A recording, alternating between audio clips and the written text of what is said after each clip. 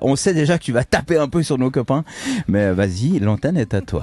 Ouais, je vais parler de beaucoup de choses cette semaine, parce qu'il s'est passé beaucoup de choses. Alors, je vais vous faire un petit résumé, et je vous préviens, c'est un peu cynique, mais on va bien se marrer. En gros, ce sera la même ambiance qu'au procès de Tariq Ramadan. Non, il y a Dieudonné qui a débarqué pour faire un petit témoignage. Je pense que le tribunal, ça lui manquait un peu trop. Non, mais la confiance de Tariq Ramadan, quand même.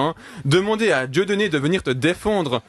Tariq Ramadan, c'est le type, quand tu joues au baby-foot contre lui, il veut te laisser 3 buts d'avance parce que sinon, il n'y a pas de challenge.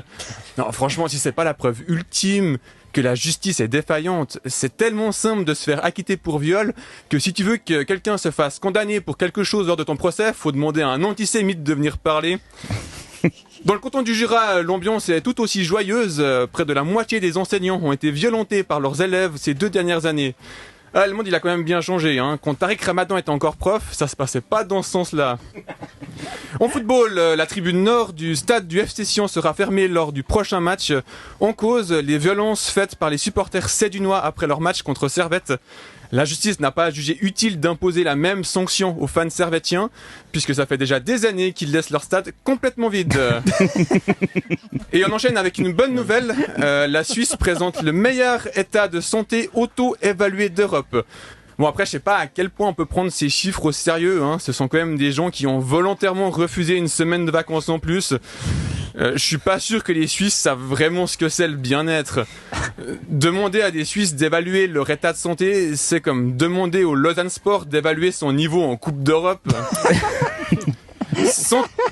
Santé toujours. Vendredi passé, il y a eu la journée internationale des infirmières et des infirmiers et le canton de Vaud a voulu marquer le coup. Il a décidé d'honorer le métier lors d'une après-midi de célébration et le personnel soignant a été ravi.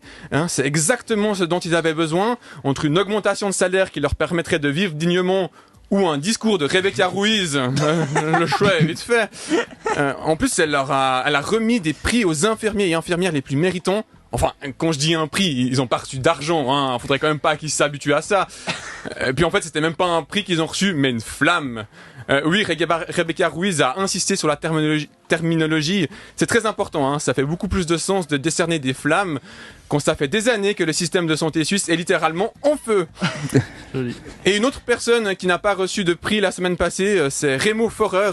Il représentait la Suisse à l'Eurovision et il a terminé 20e. C'est honorable, il y avait quand même 26 participants.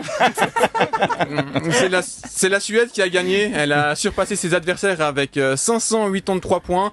Et ça, c'est sans compter tous les points que le public a attribués par erreur à la Suisse, lui permettant de ne pas finir à la dernière place.